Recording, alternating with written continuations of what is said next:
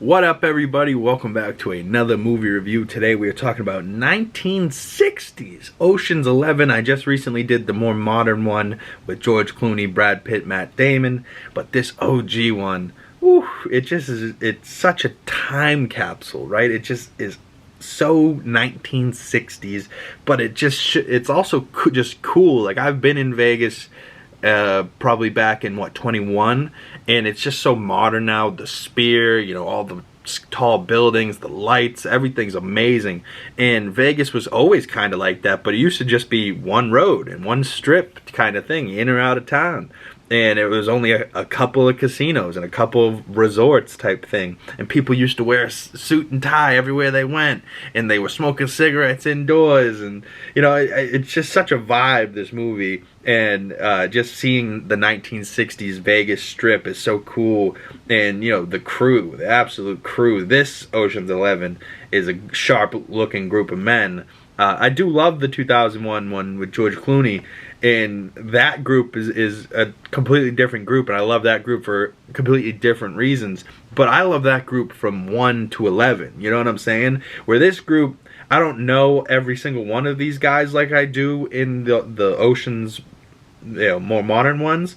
But the guy that plays Tony, I really like, because he's got a pretty big character moment in this. But then, of course, you got your boys, Sammy Davis Jr., Frank Sinatra, Dean Martin, the guy that plays Jimmy. He's like the other main character. I really love this group. I don't know why these pictures are in black and white. The movie I watched was in color, but I don't know, maybe it was black and white back then. But these four are like kind of the star of the show. Frank Sinatra plays Danny Ocean, you know, so he's the Ocean 11s, and they're all like a part of the 82nd Airborne group, and they were all like a military group. I kind of like that side of things too, but you know, this movie's just amazing, and just seeing the Rat Pack having fun and like all on screen together, but not being musicians, like not being themselves, not being Dean Martin, Sammy Davis Jr., or Frank, and just like playing the roles. But then Dean Martin's character still kind of sings a Dean Martin song, and it ain't that a kick in the head I've been, you know, like it's a great song. It's a classic. Probably people my age are like, are you kidding me? That song's garbage. But I'm an old soul. I love me some Dean Martin, Frank Sinatra, Sammy Davis Jr. Like, they're my boys. I have a Rat Pack cassette over there, a CD, you know, like, we're ready to rock and roll, and the old record player's got a little slot for it. So, you know, I'll be listening to this stuff. But, you know, just classic, the way things were done back then. Like, there's no pictures like a school photo day photo like this anymore of actors on set.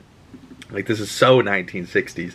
But then, you know, spoilers if you haven't seen the movie, that's what, 64 years old.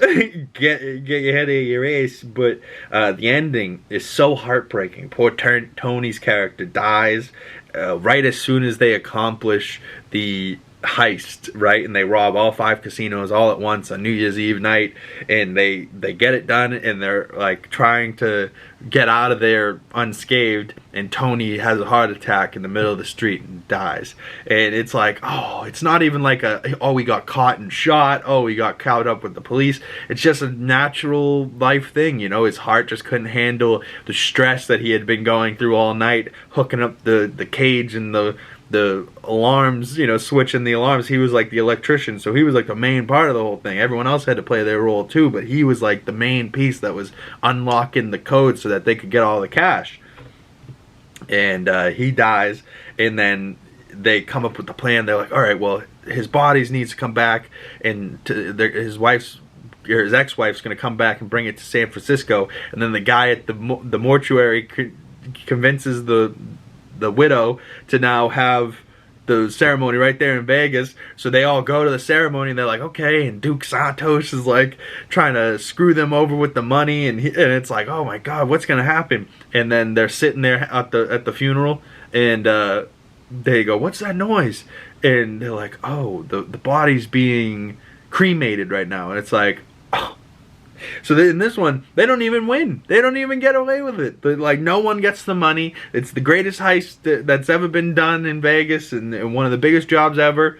and they have to walk away with nothing except for the loss of their friend Tony, right? And they're all upset about that, but they're also upset about the money, and just slowly but surely each of the characters in Ocean's 11 walk by the camera, each getting their own little credit, and it's like the song that Sammy Davis Jr. keeps singing, EO11, EO11, EO11, you know.